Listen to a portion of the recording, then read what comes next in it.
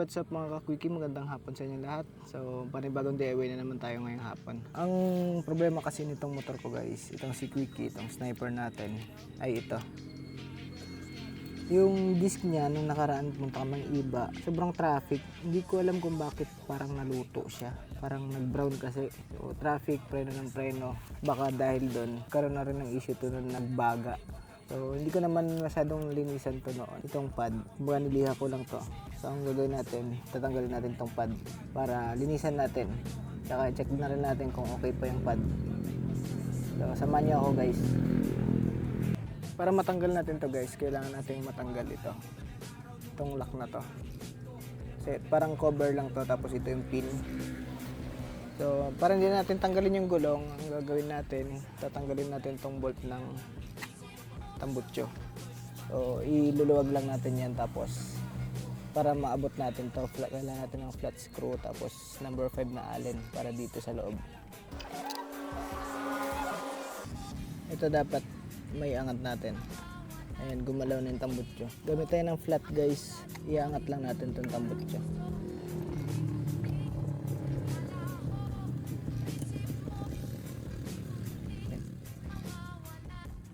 Guys, naikot na yung nut niya. Bali, takip lang to guys.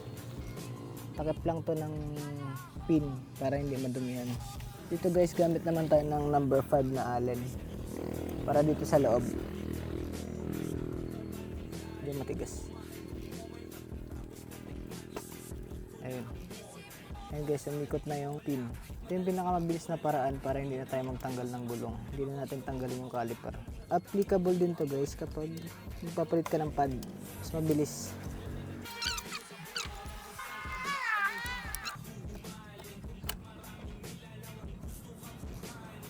And guys, pagkatanggal, ay nalaglag na yung pad.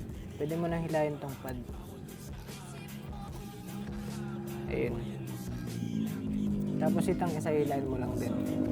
Para matanggal natin tong isang pad guys, itong nasa kanan. Batakin lang natin yung caliper, tapos itong parang tanso na to, steel plate, tatanggalin natin. Yan yung parang niya, spring niya, pinaka spring niya. Pagkatanggal natin, pwede natin hugutin to. Ayan, ayan na yung pad. So, checking sa pad guys, medyo makapal pa naman siya, pwede pang gamitin.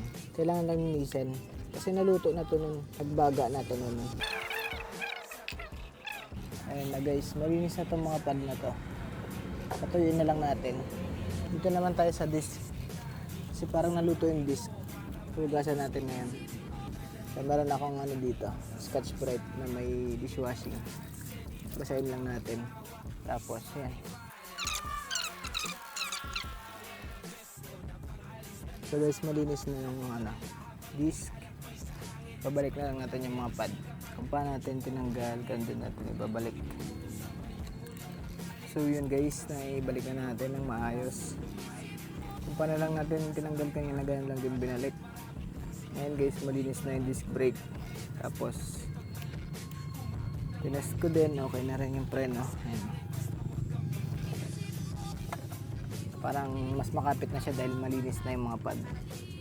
So baka next na linis nito guys, palit na tayo ng pad. Yun lang. Sana may natutunan kayo kung paano baklasin ng mas mabilis. Paano magpalit ng brake pad. Sa technique na to. Yun lang guys. Ride safe.